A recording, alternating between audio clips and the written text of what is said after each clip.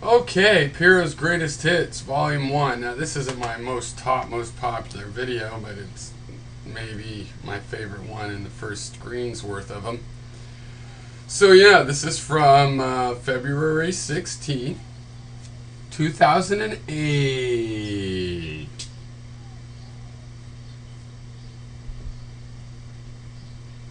Here we go. Let's see what this is like. People say, do the same videos you used to do. Piro, okay, here's one I've used to do 4 years ago. 4.5. Hello, Piro here. Okay, so many people are getting frustrated about the terms and subjectivity, and some people are saying, I'm going to get a little don't use the term, and some people are saying, oh dear, just use the dictionary. So this backed off of that. And then some people are like, the terms are meaningless, or they're meaningless on YouTube.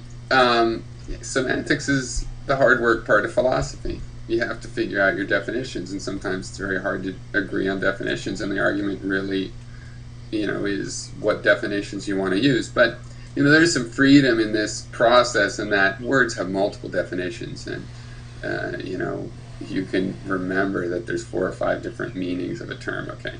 One meaning of the word objective is just really, to be rational, reasonable, and honest about what appears to be the case. But anyway, I do want to describe why it's important to get these definitions of subjective and objective correctly. And it's basically like this. I mean, everybody believes in subjectivity and objectivity. Everybody. The question is not like which is true. The question is which is going to be more fundamental. Which is defined in terms of the other thing. Okay. Now I'm going to give an example of how this works. Does anybody recognize hearing this from me in the last 20 years? Or the 6 years that you're familiar with? Possibly.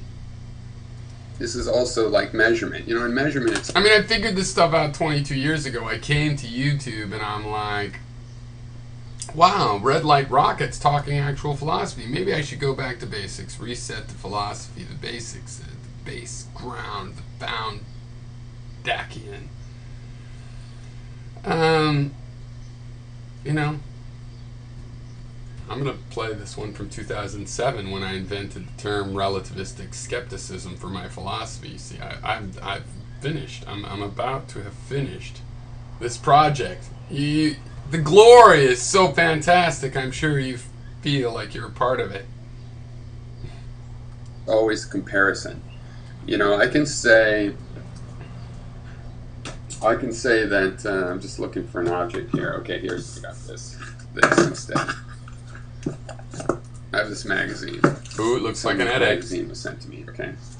I can say the magazine is 2 of these things long. Right? I can is 2 of these envelopes long. I can use this as my ruler, and I say, look, it's 2 of those long.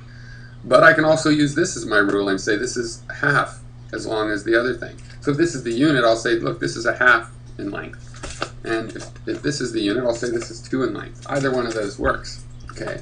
It's the same way with a lot of terms or similar thing. Not quite like measurement, but it is metaphorically like measurement. It's analogous.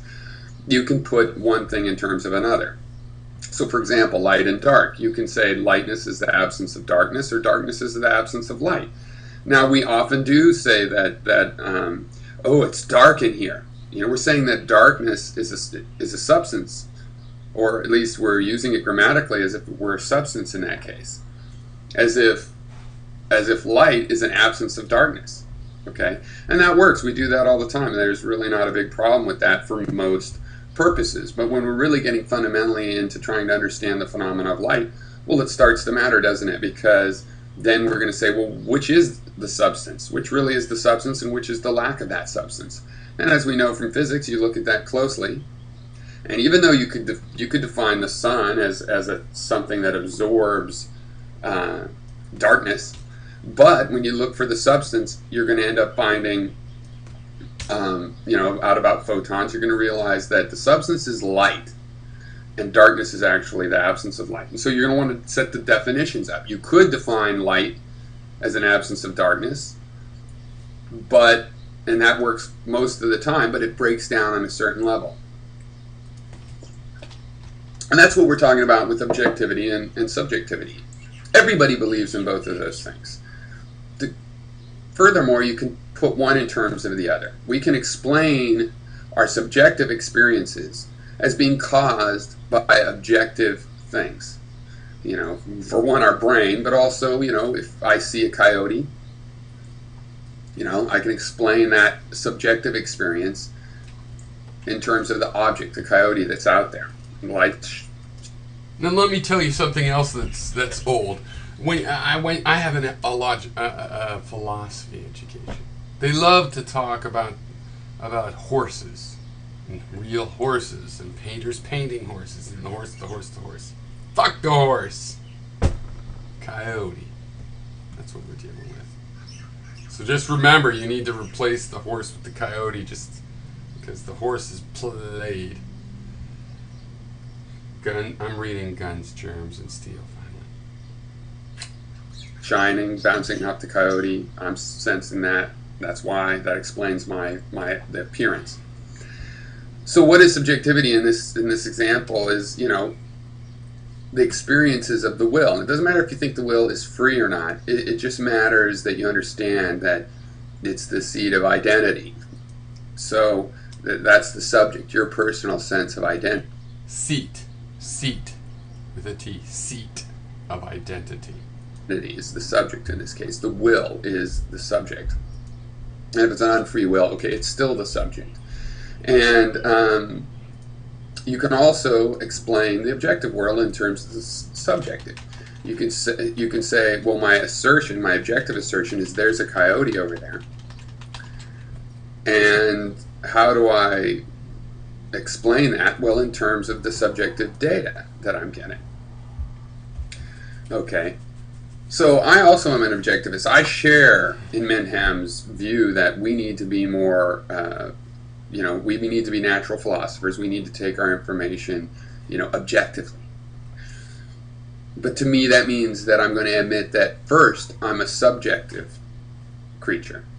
And the reason is because to define objectivity, we do that in terms of information that is subjective. Sense information comes with us as part of perception. Perception, it's all subjective because it's all experienced from the point of view of this will, of this sense of identity. Okay, so when we're defining objectivity, we're going to have to do so in terms of the evidence, which is going to come down to sense experiences. All right?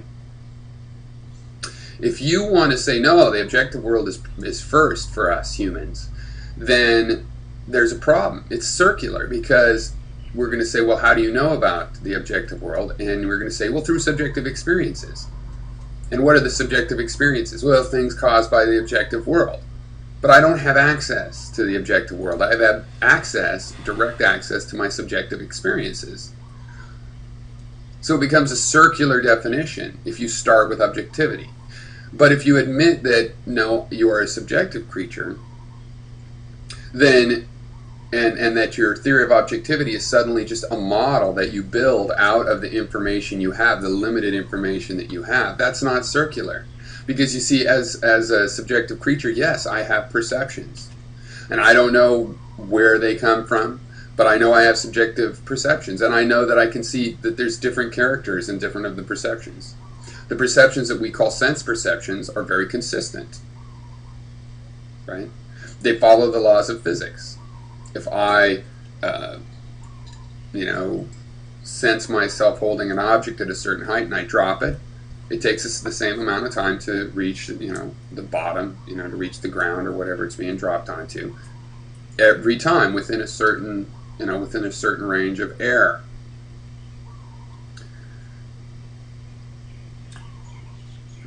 So we categorize some of our perceptions as appropriate information to use for our objective model.